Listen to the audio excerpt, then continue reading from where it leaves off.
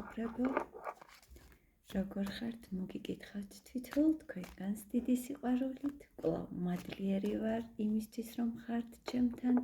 მადლობა თვითონ თქვენგანს უკავშირისთვის, ეს ძალიან ეხმარება არხს განვითარებისთვის. მე კვლავ თქვენი თანამდგომის იმედი მაქვს. ჩვენ შორის უკვე არის კავშირი და ბალანსი რომ არ დაირღვეს. აუცილებელია თქვენი კომენტარები დააფიქსიროთ ამა თუ იმ გაშლასთან დაკავშირებით, რაზე გსურთ გაშლები მომწერეთ და მინდა გავაკეთოთ თქვენთვის ასეთი გაშლა. როგორ განვითარდება ჩაფიქრებულ ადამიანთან ურთიერთობა? მოდი ვნახოთ. გაშლა გავაკეთოთ ორ ვარიანტად. პირველი ვარიანტი, ორი კარტი ამოყვა. და მეორე ვარიანტი, აქაც ორი ამოვიდა. კი ბატონო, პირველი იყოს ამეთვისტო, პირველი ვარიანტი, მეორე იყოს ავანტურინი. კონცენტრირდით, წარმოიდგინეთ. თქვენი ადამიანი, ვისაც უყურებთ გაშლას და დავიწყოთ. პირველებო, მოგესალმებით. ვინც ამეთვისტო აირჩიეთ. აქ ყავს მამაკაცი, რომელიც არის საკმაოდ ქარიზმატული, შეიძლება ცეცხლის ნიშანიც იყოს, ვერძი, ლომი, შვილდასანი, ან სადმე ასცენდენტი ჰქონდეს ცეცხლის ნიშანში. გახლავთ ძალიან წარმატებული მამაკაცი, გამოსაჩენი, საზოგადოებაში საკმაოდ დიდი ავტორიტეტით სარგებლობს და ახლა ეს მამაკაცი თქვენგან ელის რაღაც შეტყობინებას და აშკარად არის მოლოდინის რეჟიმში. შეიძლება მოგწერათ და თქვენ ჯერ არ მიგიწერიათ პასუხი. მოდი ვნახოთ, როგორ განვითარდება ურთიერთობა თქვენს ჩაფიქრებულ ადამიანთან. თქვენ ცელოდებით ამ მამაკაცს, მეგობრებო, და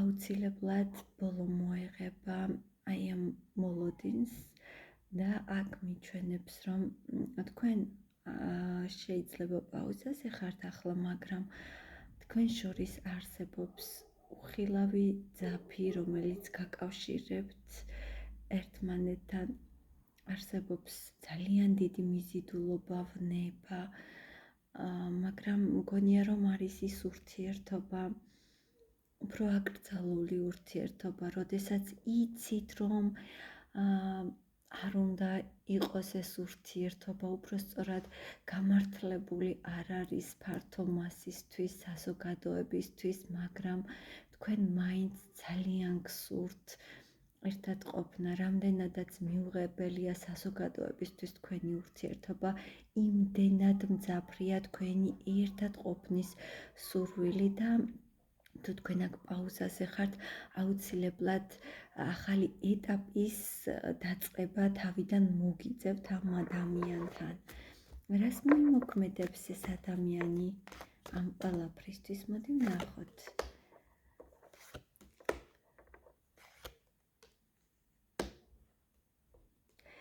თუ თქვენს შორის არის რაღაც ბარიერი და აი ამ ბარიერის გარღვევა გიჭირთ ერთსაც და მეორესაც, მას გაუჩნდება ძლიერი სურვილი, რომ სტრატეგიულად ნელი ნაბიჯით მოგიახლოვდეთ და ეს იქნება აუცილებლად დაგეგმილი. ვერ გეტყვით, რომ იჩქარებს ადამიანი და სპონტანურად მიიღებს გადაწყვეტილებას. არა, მეგობრებო, აქ ყოველ ნაბიჯს გათვლის თქვენი ჩაფიქრებული ადამიანი და აი ამ ბარიერების გარღვევას აუცილებლად შეეცდება. უახლოეს მომავალში კვლავ რას მოიმოქმედეს აღნიშნული ადამიანი. თუ კონკრეტულად ეს მამაკაცი დაქორწინებულია და თქვენ მესამე ხართ, შეიძლება ამ ადამიანმა დაასრულოს კანონიერი ურთიერთობა და აი ამ განახლებული გრძნობებით მოვიდეს თქვენამდე, ან შეეცადოს, რომ ყველანაირი სამართლიანობის აღდგენით მოვიდეს თქვენთან, თუ წეღან რაც აღნიშნე, თქვენ არ ხართ მესამე პირი, მაშინ ამ შემთხვევაში ეს ადამიანი შეეცდება, რომ აღადგინოს ის სამართლიანობა, თუნდაც ის, რაც დააშავა თქვენს მიმართ და შემოგთავაზოთ თავიდან თავისი გული, გრძნობები და ემოციები. რა მოქმედება იქნება, ერთხელაც ვიკითხოთ. ძალიან ნერვიულობს მეგობრებო, ძალიან ღელავს ეს ადამიანი, მას ძალიან აწუხებს უთქვენობა, ის სიზმრებშიც კი ძალიან ცუდად გრძნობს თავს, შფოთი აქვს, მოუსვენრობა აქვს, კოშმარები ესიზმრება და ყველანაირად შეეცდება, რომ მოგიახლოვდეთ. ეს იყო პირველი ვარიანტი, დაგემშვიდობებით და მე თქვენი დაგელოდებით პირველებო და მოგესალმებით აქვე მეორე ვარიანტს, ვინც ავანტურინი აირჩიეთ. ნახოთ თქვენთან რას მოიმოქმედებს ჩაფიქრებული ადამიანი. აბსოლუტური ტრანსფორმაცია უნდა მოახდინოს და მოხდეს. შეიძლება ძალიან რადიკალური ცვლილებები მოხდა თქვენს ურთიერთობაში, რაღაც ეხლა ხართ ისეთ მომენტში ორივე, რომ ერთმანეთის ცხოვრებას შორიდან ადევნებთ თვალყურს და არც ერთი არ დგავდეთ შეიძლება ნაბიჯს და ერთგვარ შეზღუდვებს უწესებდეთ ერთმანეთს და რაღაც სიფრთხილეს იჩენდეთ აი ამ ურთიერთობაში, რადგან ძალიან დიდი ცვლილებების და გარდასახვის წინაშე დგახართ. რას ეხება ეს ტრანსფორმაცია?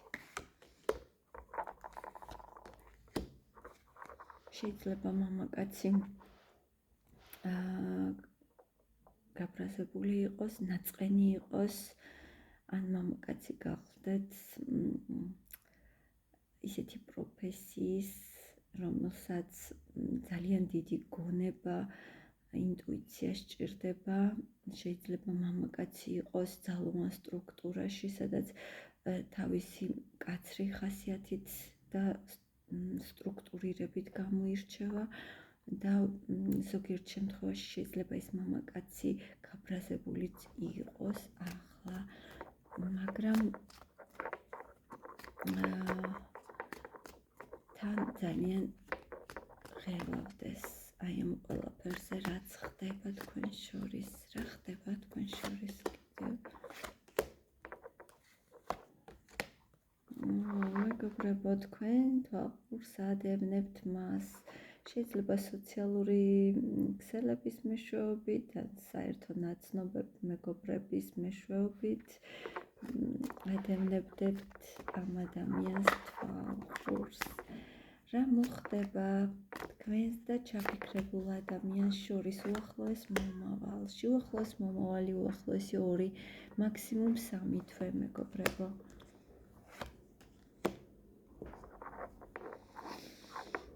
თუ ელოდებით, მეგობრებო, მიუხედავად იმისა, რომ ძალიან დიდი ნგრევა მოხდა აქ და ეს უეცარი ნგრევა აისახება აქ ნამდვილად, მაინც გაქვთ მოლოდინის რეჟიმი, შეიძლება მამაკაცი წავიდა ასე ვთქვათ ბედისაძიებლად და დაგტოვათ და რას